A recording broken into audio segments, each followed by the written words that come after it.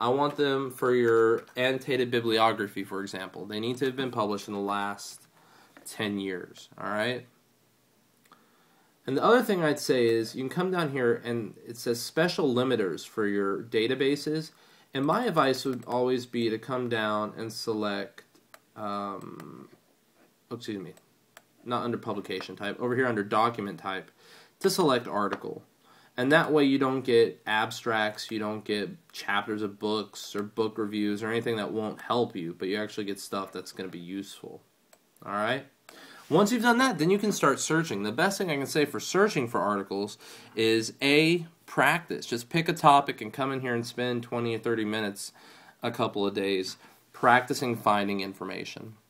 The other thing I'll suggest is that you need to be creative with what you're doing. All right. Sometimes you won't find the exact phrase you're looking for, the exact topic or thought process, but you can find the general idea if you come at it from a different angle. So, for example, your first assignment, the research assignment, the annotated bibliography, tells you to find 5 scholarly articles on Hamlet. So you do all this stuff and you just hit enter and see what articles get brought up that are dealing with Hamlet. All right? So what do we see? Immediately we see we have 400 results, which is a good spread there. There's one on Hamlet's femininity, Turkish Hamlets, which doesn't appear to have much to do with Shakespeare. No, it does, but probably nothing you want to read. About acting out Hamlet, intentional meaning in Hamlet, an evolutionary perspective, unveiling the secret of the ghosts in Hamlet. These are all different articles that people have written that have been published in various journals. See, this journal is Textual Practice, this journal is Shakespeare, etc., etc., etc. So,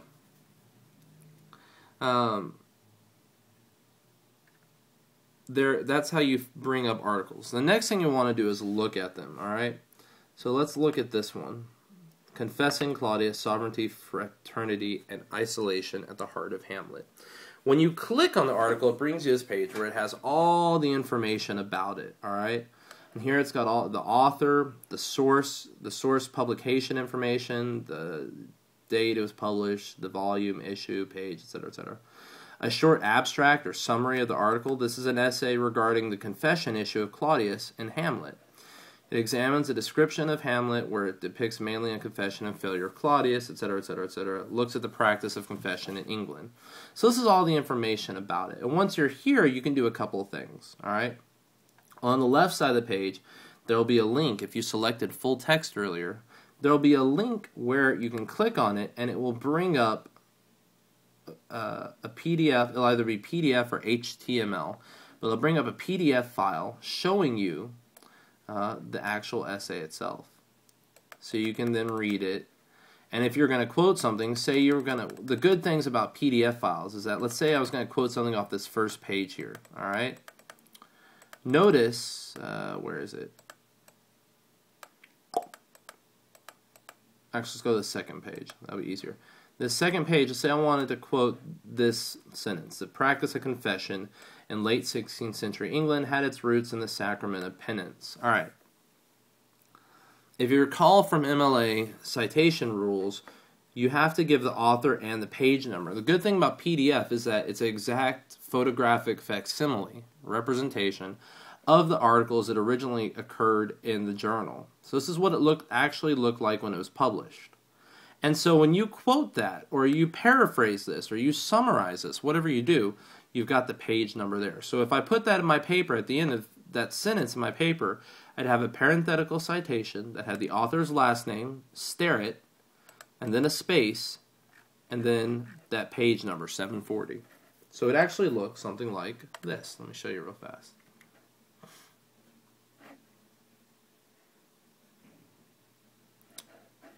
Alright, so let's say I quoted that author. Alright?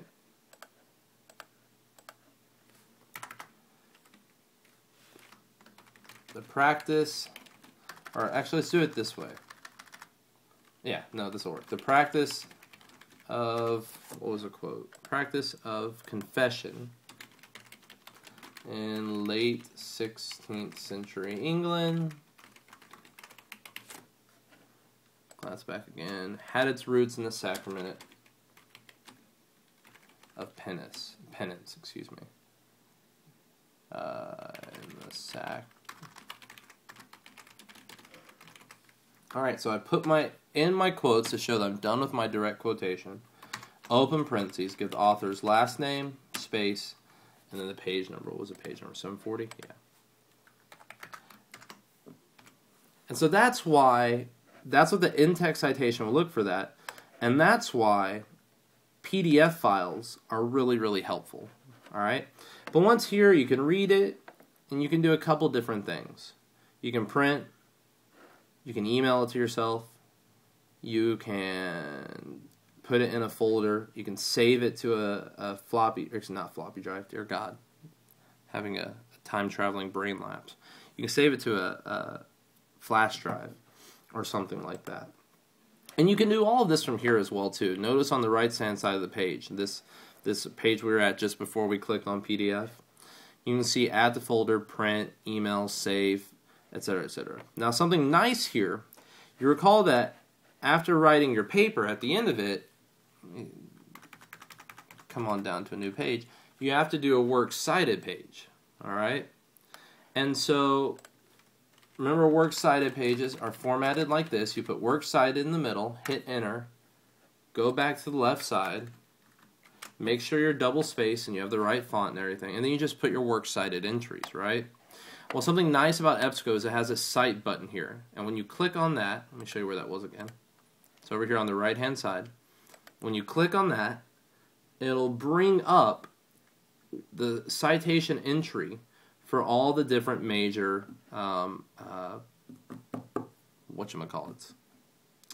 format guides, style guides, alright? And right down here you see MLA. So yes, technically you can just do that and copy and paste in order to create your works cited. Now, there are some things you have to remember. You'll have to remember to change the font to Times New Roman and size 12. That's the first thing you'll have to remember. The next thing you have to remember is to double check against your book, your handbooks, and make sure the formatting is all correct. Titles are in quotes, journal titles are italicized, the database is italicized, etc., etc. The next thing you want to see is that don't forget that if you have more than one entry, which you will, they need to be alphabetized. And the last thing you want to think about is whether it's to make sure and put your hanging indent in. And a hanging indent means that on a works cited entry, the second and all the following lines, not the first line, but the second and following lines, should be indented. And the easiest way to do that is to click at the front of the second line, come up here to the paragraph box, and you see this little arrow box in the bottom right hand corner. Click on that. It'll bring up this page, this dialog box, and in the middle you see indentation, and over right here is this menu for special types of indentation. If you click on that and select hanging and then hit OK, it'll automatically give you what's called the hanging indent.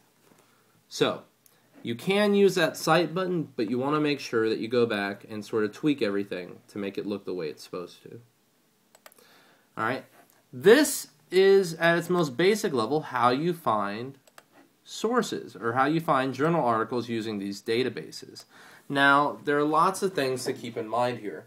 First of all, you know, again, you may have to tweak how you look for things. If we are specifically looking for Hamlet's issues with madness and, you know, Ophelia, who's one of the other characters, we only get one result. Alright, and maybe you need more than that. So you would have to tweak it and maybe just look for the first two, but only look for Ophelia's name in the article itself. And notice that brings up more articles. Or look up for Hamlet and Ophelia both in, you know, general searches, but only look for madness in the title. You know, there's a lot of different ways you can customize this, you can tweak it, you can play with your searches. The best thing I can say is